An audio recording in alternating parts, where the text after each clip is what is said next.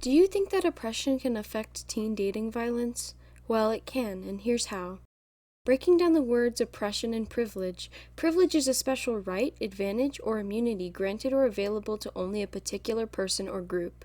Oppression is malicious or unjust treatment or exercise of power, often under the guise of governmental authority or cultural opprobrium.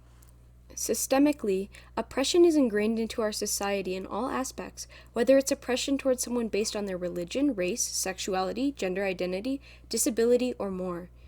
Privileged individuals benefit from the continued oppression of all of these groups, sometimes without even realizing it.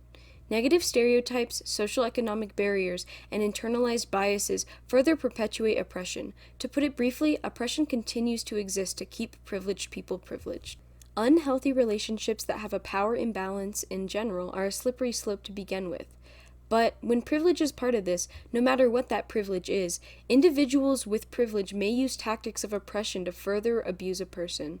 For instance, if there were two people in a relationship and one of them was physically disabled, the able-bodied person could use that other person's disability to put them down or make them feel lesser than them. They could use insults rooted in ableism, a form of oppression, to manipulate the disabled person to stay with them, thus using their privilege to oppress them.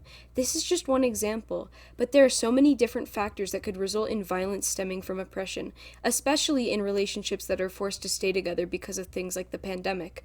Oppression affects teen violence and abusive relationships as a whole by creating leverage for one person to have power over another. In conclusion, oppression and dating violence are clearly bad, but there's steps you can take to help further prevent it. Learning how to recognize dating violence and how to recognize privilege is very important. We obviously can't change everything overnight, but by educating yourself and learning how to spot these actions, we can minimize the violence in our communities.